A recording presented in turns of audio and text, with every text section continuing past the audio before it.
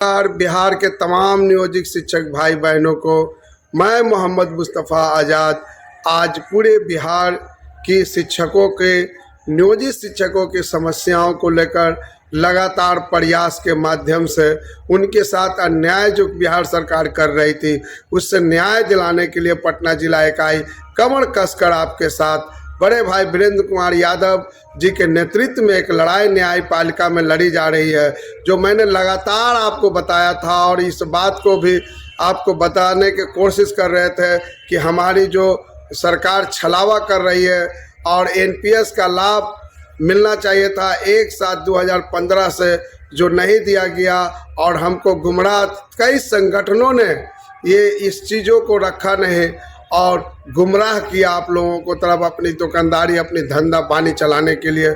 साथियों, इस लड़ाई में कोई नहीं कह सकता है कि हमसे 1 रुपया का सहयोग लिया गया है। ये लड़ाई पूरी तरह पटना जिला और नालंदा जिला के सहयोग से लड़ा जा रहा है।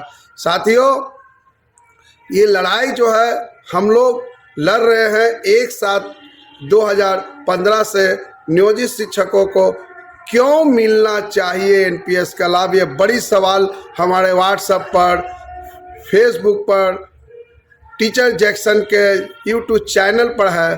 तो इसलिए मिलना चाहिए क्योंकि 5200 से 20,200 रुपया जो ये वेतनमान है, उस वेतनमान का नाम एलडीसी है। जिसको जानना है तो वो वित्त विभाग का गजट पढ़ ले, जो मेरे पास है। जिनको चाहिए वो मैं दे भी दूंगा।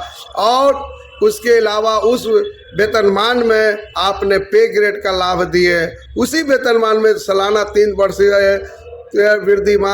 वेतन वृद्धि का लाभ दिए, उसी वेतनमान में मेडिकल का लाभ दिए, चारे दिए।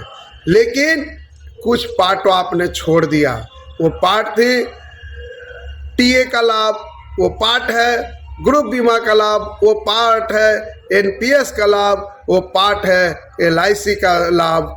तो ये सारी सुविधाएं आप हमसे वंचित क्यों रख सकते हैं, जब आप ही के पत्र में यह स्पष्ट लिखा गया था कि नियोजित शिक्षकों को नियत वेतनमान के स्थान पर वेतनमान अनुशंसित वेतनमान 5200 से 20,200 का दिया जा रहा है। तो उस स्केल के तहत कहीं भी उस स्केल के तहत आप जाइएगा तो वो सारी सुविधाएं मिल रही है। और उस एलडीसी वेतनमान आज भी लगातार चल रहा है, जो 20,200, 400, 500 बन कर रहा है। 7 पे में, फिर 8 पे में भी वैसे एलडीसी का ये रहेगा। सो देखिएगा। तो साथियों, चिंता करने की ज़रूरत नहीं है। आपका भाई आपके लिए लगातार प्रयास कर रहा है और आगे भी प्रयास करता रहेगा। और हमारी लड़ाई सरकार से नहीं है, उनकी नीति से लड़ाई रही है। और इस लड़ाई को हम लोगों ने बड़ी सोच समझ के तिनका जोड़कर इस एक पहाड़ खड़ा किया है। और आप लोगों से आशीर्वाद मांगने के लिए, दुआ करने की अपील करता हूँ कि अगर आपका भाई आप केस हम लोग जीतते हैं और जीतेंगे निश्चित, इरादा नेक है, हौसला बुलंद है, तो मंजिल निश्चित पाएंगे हम लोग। कोई नहीं रोकेगा। आप देखिएगा मेरे भाई, आप विश्वास कीजिएगा इस भाई पे कि जीत हमारा निश्चित होगा। क्या कहते हैं, किस तरीके से ये सुधरेगी? अधिकारियों का तो तबादला होता रहता है। अधिकारियों का तबादला हो रहा है, ऐसा नहीं कि नहीं हो रहा है। उसमें कुछ ऐसे लोग हो सकते हैं जो कहीं पर जमे होंगे वर्षों से, लेकिन मुख्य रूप से शिक्षकों का तबादला नहीं हो रहा है। शिक्षक तबादला के लिए परेशान है। शिक्षक बीते दिन एक डीईओ पे कार्रवाई हुई, जिनके बारे में आप अक्सर कई मंचों से कहते हैं कि ये लोग भ्रष्टाचार में लिप्त हैं। कार्रवाई भी हुई, मतलब उनके यहाँ छापा पड़ा और काफी चीजें मिली। तो इस पे क्या कहेंगे? अभी जहाँ डाल डाल पर बैठ गए हैं उल्लू डाल के डेरा, वहां कैसे होगा सवेरा। एगो के बात कहते हैं तो एगो चोर था और सब ईमानदार है 37 गो। जांच करिए तो जो हमको बताइए कि कौन जिला का डीओ ईमानदार है, वहीं चलिए, हम साथे चलते हैं। आज शिक्षा विभाग के पदाधिकारी मेरे साथ चले। दिक्कत यहाँ एसीएस साहब का यह हो रही है कि जब सब चोर है तो हम केकरा पर कार्रवाई करें, और सब पर कार्रवाई करेंगे तो ये डिपार्टमेंट चलेगा कैसे? बताइए। इसका समाधान तो विधि ब्रह्मा के पास भी नहीं। तो पूरा फिर पलटना, विधि ब्रह्मा के पास भी इसका समाधान नहीं है। बस ये शिक्षा विभाग बस ईश्वर के रहमो करम पर है।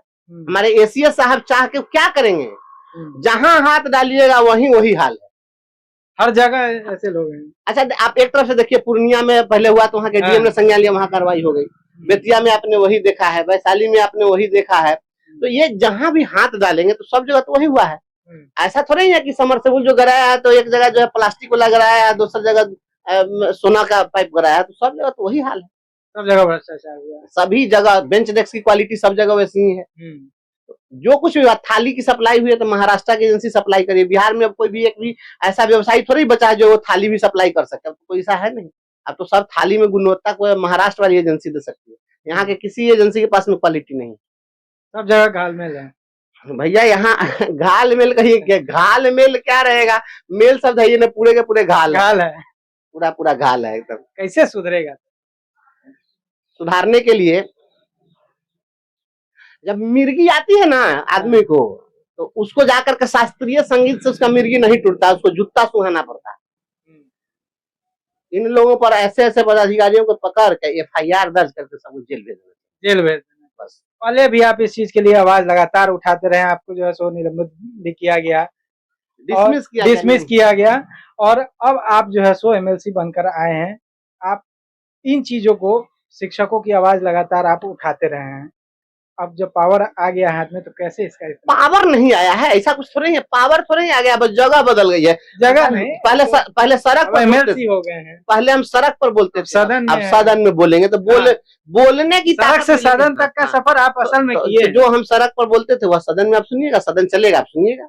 जो बात मैं बोलता हूँ, जिस लहजे में बोलता हूँ मैं, वो जो सड़क पर बोलता था सदन में भी मैं बोलूंगा। और अपने गुरुजनों की आवाज, आम जितने भी हमारे स्नातक बेरोजगार हैं उनकी आवाज, छात्रों की आवाज, संविदा कर्मियों की आवाज, शोषण के शिकार जितने भी हमारे नौजवान हैं उनकी आवाज, कर्मचारियों के हितों की आवाज, अधिवक्ताओं की, पत्रकारों की, सभी की आवाज बुलंद करूंगा। सबके हित के लिए जो कुछ भी हमसे बन सकता है हम निश्चित रूप से, लोकतंत्र तो। अभी हम एक बैठक में थे, यहाँ पर शून्यकाल समिति की बैठक थी।